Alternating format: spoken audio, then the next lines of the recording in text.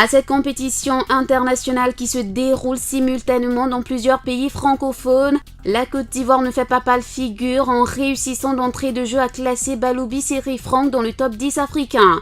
Par contre, au plan national, la hiérarchie est en train d'être bouleversée et désormais il va falloir compter sur de nouveaux challengers tels que Piekura José du club masque de Yopougon qui avec 1811 points s'est hissé sur la plus haute marche du podium de cette deuxième manche du dupliqué panafricain. J'ai une grande joie qui m'anime parce que c'est pas vraiment facile de déloger les dinosaures.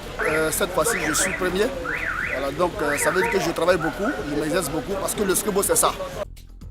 Il y a aussi Kwame Serge du club Merveille de Cocody Hongrie, arrivé deuxième avec 1797 points, et Adou Daniel du club Asie de Yopougon Sogefia, troisième avec 1784 points. La troisième et dernière manche du simultané panafricain s'annonce donc très relevée au vu de la pression qui s'exerce de plus en plus sur les habituels favoris par ces challengers dont le but est d'être sélectionnés eux aussi pour la prochaine Coupe du Monde prévue en juillet prochain à Agadir au Maroc. En attendant, ces professionnels du Scrabble auront largement le temps de se préparer, surtout que pour cette saison, la Fédération ivoirienne de Scrabble innove avec l'organisation de compétitions et la mise en place des ligues à l'intérieur du pays où ils pourront se faire valoir. Dans la stratégie de développer le Scrabble et donc d'étendre notre discipline sur l'étendue du territoire, nous avons donc prévu dans ce calendrier d'activité pour cette saison 2015-2016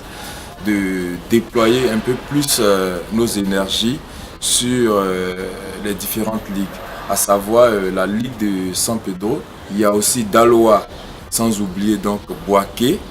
La toile est en train de s'étendre petit à petit et nous espérons que les années à venir, le Scrabble prendra donc de l'ampleur.